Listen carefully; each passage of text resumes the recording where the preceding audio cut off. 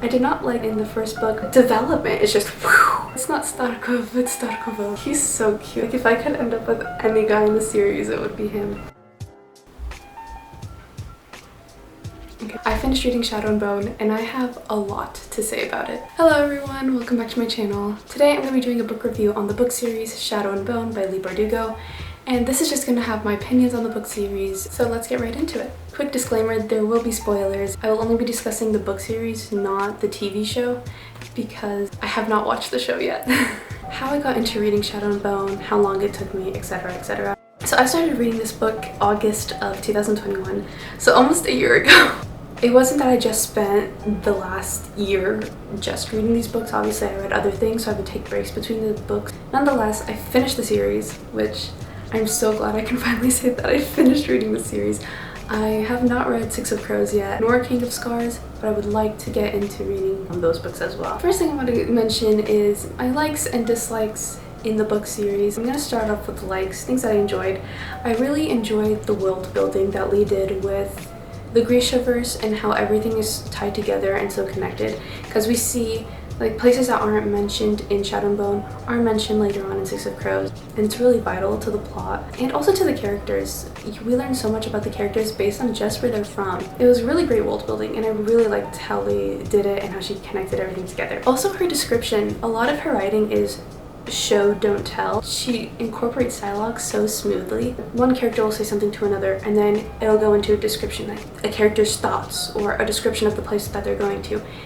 And it all fits so well. The description is relevant to what the characters are talking about. The description wasn't excessive, but there wasn't too little of it either. Another thing that made the series really enjoyable was the character interactions. Obviously in the first two books, character interactions were really just between 1 to 2 people. We didn't see a lot of many characters together talking with each other until Ruin and Rising, where everyone's forced to be together. You know, the group of 12 traveling to hunt the Firebird, traveling out of the cave. We see all of them interact with each other. Being stuck together and interacting with each other is so funny and just so fun to read. And I really grew to love the characters in Ruin and Rising, well, especially in Ruin and Rising, and characters that I previously disliked because of how we see their personalities shine through their interactions with other characters.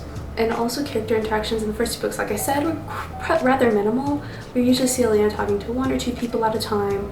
It wasn't a lot of people, and even if it was, we didn't get it for a lot of time. And I think that's what really affected her views in the first book, because she was, I guess, sheltered with her interactions with other people. She was usually with the Darkling a lot, so she thought, oh, the Darkling's good, he wants to help Ravka, he wants to do this, this, and this. But when Balgar comes and she's like, run. So obviously her views are challenged, and it's just so good. When you really think about it, Leigh did a really good job. However, as for dislikes, there aren't that many. The first dislike was Elena.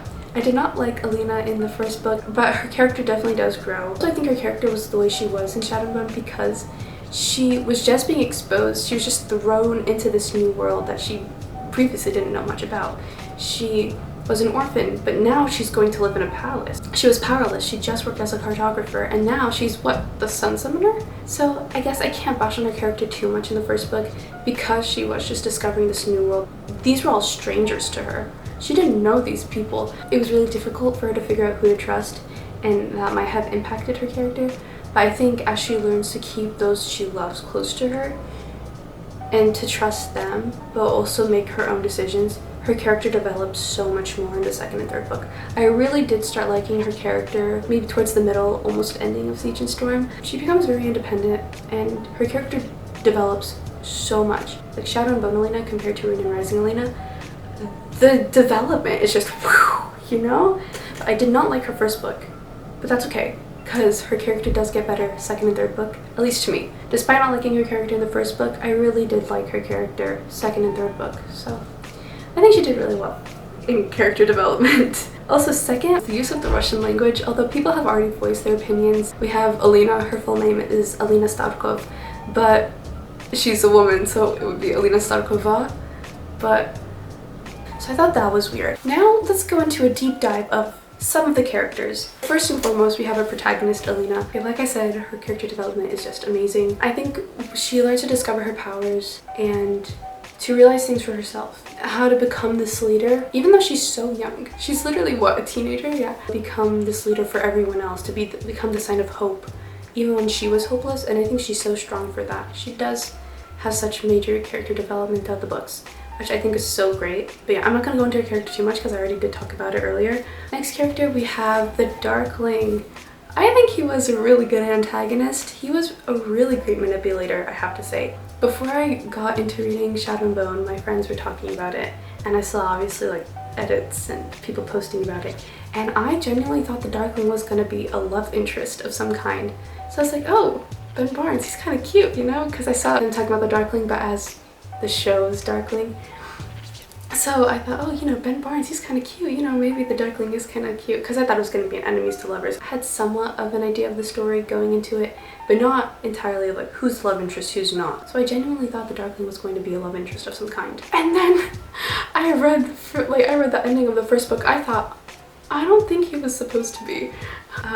Yeah, he's kind of a murderer, so he's not okay for that. He's not okay for anything.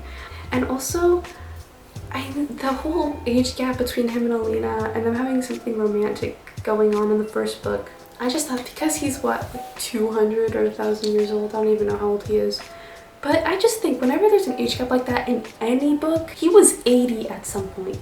He was a middle-aged man at some point, and now he's going for this like 17-year-old girl. So that was obviously the first red flag of the Darkling. I didn't quite understand his redemption arc, if he even had one, at the ending of Ruin and Rising when he dies. I don't know if he even deserved one, to be honest. He killed people. He expanded the Shadowfold. He turned poor Nikolai into a Nichiboya. Like, my goodness. Dude.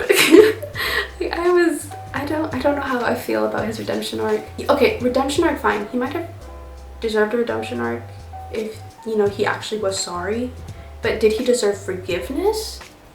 Anyways, next we have Mal, Alina's main love interest. I think he was really great in the first and third book. I'm so glad that they ended up together, him and Alina. I didn't like, oh my gosh, I didn't like any of these characters. Oh my goodness, I'm kidding. I didn't like his character in Siege and Storm. I feel like Mal in Siege and Storm and Dean in season 2 of Gilmore Girls are the same person. He sees Alina living this life in the palace, being this, you know, leader, and I think he sort of felt threatened by it, or he felt like, you know, that's not me, that's not the life that I can live. He really went Dean mode on Alina, so I didn't quite like him for that. He does become so much better, but I think he sort of starts to let his guard down as he realizes what's important. I think it's good that they ended up together in the end, and I'm also really glad that he sort of discovers his worth. Like Alina did, he discovers his worth. He discovers that he is more than just this Okazatsuya. He's more than, you know, he's more than what people have belittled him to be. The people have belittled him, but he rises above it. He becomes this pretty great character in the end. Next, we have another sort of love interest, Nikolai Lantsov. I liked his and Alina's relationship as friends. I think they're great friends. They really sort of balanced each other out, but they were also so similar. And when Nikolai was talking about that in the third book, when he would only marry as a form of just like government type stuff, I was like, no, you deserve love. Nikolai, definitely 10 out of 10, man. Also his sense of control when he was the Nichiboya and how he wanted to help Alina either way. I was really glad that he remembered who he was and remained strong through it all. Although I think on the inside, as he was as a person, he always remained a strong leader. He always knew what had to be done. But I think underneath it all, things did hurt him, but he had to put on a brave face either way. He deserved a break. Next, best character ever, Genya Safin. I love Genya so much. I think she's just great. She's an awesome character. Loved her from the beginning. She's awesome. I really loved how the group defended her in Ruin and Rising. Obviously her relationship with David is so cute. She's just great and kind and loving, and I just love her for that. She's great. She's my favorite character in the books. So now my opinions of the books. Book 1 was something. Like I said, didn't like Alina that much. However, the plot was really good. It really did a good job setting up the world, setting up the Grishaverse, revealing information that wasn't just an info dump. Even throughout the whole series, information was revealed in such a way that it wasn't an info dump and it was understandable too. And also just really interesting plot overall. Siege and Storm, one of my friends was telling me how Siege and Storm is more of the where information is revealed, where we're learning all this stuff about Grishaverse, about Murasylva's amplifiers, things like that. We didn't see a lot of character interactions between a group of characters, and I think it's because either Ellienoor was secluded or we were just getting more information from just one person at a time. And then Ruin and Rising, my favorite book of the three.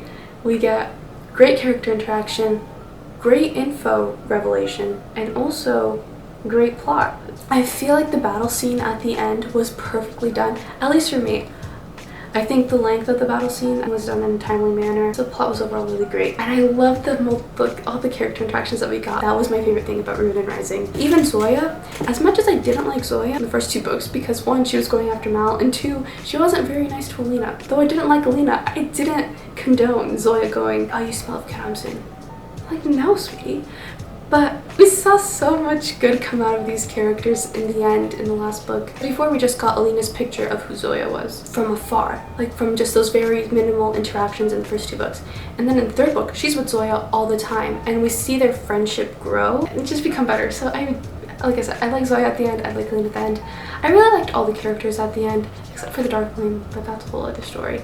Now for my rankings of the books, I'm going to be doing them one in order of plot, and then also ranking them in everything from description, character interactions, all that type of stuff. So based on plot, my rankings would be first, Ruin and Rising, Shadow and Bone, Siege and Storm. As for like elements of the books, first Ruin and Rising, second Siege and Storm, and then third Shadow and Bone. And then my overall ranking of the book series, I'd give it about a 3.5 out of 5 stars. But yeah, it was a really great series overall, and in the end I really enjoyed it. Yes, I would recommend it. It's one of BookTok's really good books, I have to say, especially the last two books. Anyways, if you guys like this Shadow and Bone BookTok content, let me know. I might make more of it. Thank you so much for watching this video. I hope you guys enjoyed. Leave your opinions on the book series down below. Thank you so much for watching, and I'll see you guys in my next video.